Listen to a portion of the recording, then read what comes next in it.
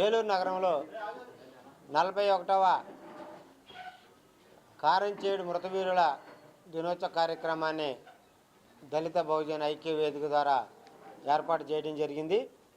మరి మా యొక్క ప్రధానమైన ఈ ఐక్య వేదిక ద్వారా డిమాండ్ ఏంటంటే, ఎలాంటి సంఘటనలు ఈ దేశంలో ఎక్కడ పునరావృతం కాకూడదని, భారత రాజ్యాంగం కల్పించినటువంటి ఏదైతే ప్రాథమిక హక్కులు ఉన్నాయో ఆ ప్రాథమిక హక్కులు ప్రతి పౌరుడికి అందే విధంగా మరి పాలకులు అందించాలని, ఏదైతే రాజ్యాంగబద్ధంగా రాజ్యాంగంలో ఆర్టికల్ 324 ద్వారా ఓటు హక్కు ఏదో ఉందో ఆ ఓటు హక్కు ద్వారా ఎన్నిక కాబడినటువంటి ప్రజాప్రతినిధులు వాళ్ళ యొక్క పార్టీని విస్మరించి ప్రజాస్వామ్యంలో ప్రభుత్వాలు ఏర్పడి ప్రజలకి మరి సంక్షేమ అభివృద్ధి ఒకే విధంగా అందించాలనే ఉద్దేశం ఈ ఐక్యవేదిక ద్వారా మరి తెలియజేస్తుంది. ఏదైతే ప్రాథమిక హక్కుల్లో భాగమైనటువంటి ఆర్టికల్ 14, 15, 17, 19, 21, 25 ఏదైతే ఉన్నాయో అది ప్రతి పౌరుడికి అందే విధంగా మనం అందరం కూడా మరి కృషి చేయాలని, రాజ్యాంగాన్ని పరిరక్షించవలసినటువంటి బాధ్యత ప్రతి పౌరుడి మీద ఉందని ఈ సందర్భంగా తెలియజేస్తూ మళ్ళా చెప్తున్నాం, ఇలాంటి తిరిగి భారతదేశంలో పునరావృతం కాకూడదనేదే మా యొక్క ప్రధానమైన డిమాండ్.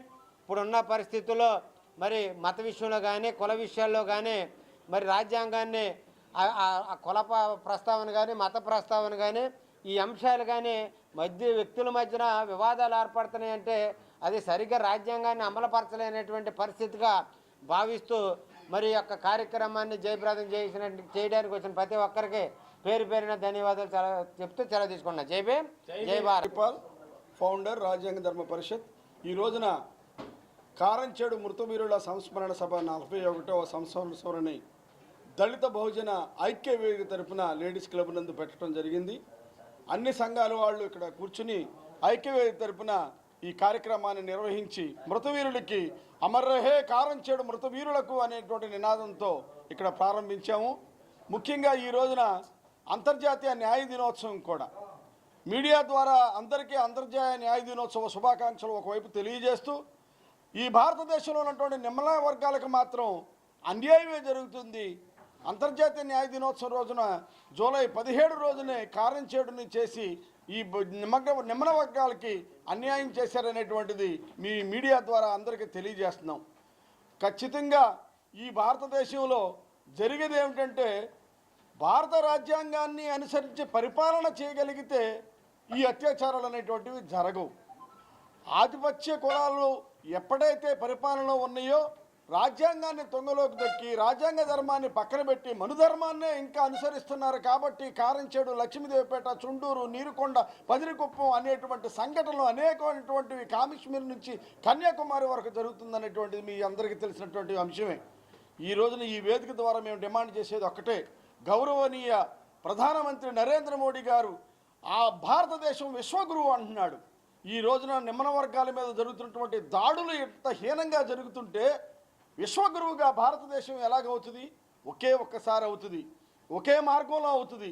ఏంటంటే సామాజిక న్యాయం అనే పాఠ్యాంశాన్ని ఎన్సీఆర్టీ పుస్తకాల్లో పెట్టి తద్వారా చిన్నప్పటి నుంచే పిల్లలకి ఈ దేశంలో జరిగినటువంటి అత్యాచారాల పట్ల అవగాహన కల్పించి రాజ్యాంగ ధర్మాన్ని వాళ్ళకి గనక బోధిస్తే రాబోయే కాలంలో మేము పౌరులు అయిన తర్వాత మా తాత ముత్తాతలు చేసినటువంటి ఈ పాపాలని మేము మళ్ళీ చేయకూడదని ఆ పిల్లలు గనక తెలుసుకుంటే రాబోయే కాలంలో భావి భారత పౌరులుగా మంచి పౌరులుగా వారు తయారయ్యి ఈ భారతదేశంలో ఏ ఒక్క అత్యాచారం జరగకపోతే కులాన్ని అనుసరించి మతాన్ని అనుసరించి ఏమీ జరగకుండా స్వేచ్ఛ, సమానత్వం, సౌభాతృత్వం, లౌకిక తత్వం అనేటువంటి రాజ్యాంగ పీఠికలో ఉన్నటువంటి సిద్ధాంతాన్ని అనుసరించగలిగితే అప్పుడు భారతదేశం విశ్వగురువుగా వికసిత భారత్గా విలసిల్లదు తప్ప ఒక పక్కన అత్యాచారాలు చేస్తూ నిమ్న వర్గాలకు జరుగుతున్న అన్యాయాల మీద ఎవరూ ప్రశ్నించుకోకుండా ఉంటే భారతదేశం విశ్వగురువుగా ఎలాగవుతుంది? గౌరవ నారా చంద్రబాబు నాయుడు గారికి కూడా మేము ముఖ్యమంత్రి గారికి గౌరవంగా సవినయంగా ఈ ఐక్యవేదిక తరపున విన్నవించేది ఏమిటంటే, ఆంధ్రప్రదేశ్ చరిత్రని రాసేటప్పుడు ఆంధ్రప్రదేశ్ చరిత్రని మన తెలుగు జాతి ప్రజలకి తెలుగులోనే బోధించేటప్పుడు ఈ కారంచేడు, నీరుకొండ, లక్ష్మీదేవిపేట, పదిరికొప్పం, అదేవిధంగా కంచికర్ల, కోటేశ్ వీటిలన్నింటినీ పాఠ్యాంశంగా పెట్టండి. మరొక్కసారి మిగతా ప్రాంతాల్లో జరుగుతాయేమో కానీ మా నాయకత్వంలో, కూటమి ప్రభుత్వం నాయకత్వంలో ఆంధ్రప్రదేశ్లో ఎటువంటి అత్యాచారాలు జరగవు, ఎటువంటి అన్యాయాలు జరగవు అనేటువంటి దాన్ని మీరు ప్రజలకు నమ్మకాన్ని కలిగించిన రోజున ఇది నిజమైనటువంటి ఆంధ్రప్రదేశ్ స్వర్ణాంధ్రప్రదేశ్గా మారుతుంది తప్ప ఇటువంటి సంఘటనలన్నీ జరిగితే స్వర్ణాంధ్రప్రదేశ్ ఎట్లాగా అవుద్ది, ఆకలి ఆంధ్రప్రదేశ్ అవుద్ది, ఆకలి యోగాంధ్ర ఎట్లాగా అవుద్ది, ఆకలి ఆంధ్ర అవుద్ది, నిరుద్యోగ ఆంధ్ర అవుద్ది, నిరక్షరాస్యత ఆంధ్ర అవుద్ది. కాబట్టి వీటినన్నింటినీ గౌరవ ముఖ్యమంత్రి గారు పరిగణలోకి తీసుకొని రాబోయే కాలంలో నిమ్న వర్గాల యొక్క అభ్యున్నతికి మీరు ఇచ్చేటువంటి ఆ స్పెషల్ కాంపోనెంట్ ఫండ్ని వారికే ఖర్చు పెట్టాలని తెలియజేస్తూ మరొక్కసారి మీడియా ద్వారా ప్రజలందరికీ అంతర్జాతీయ న్యాయ దినోత్సవ శుభాకాంక్షలు తెలియజేస్తూ జై భీమ్.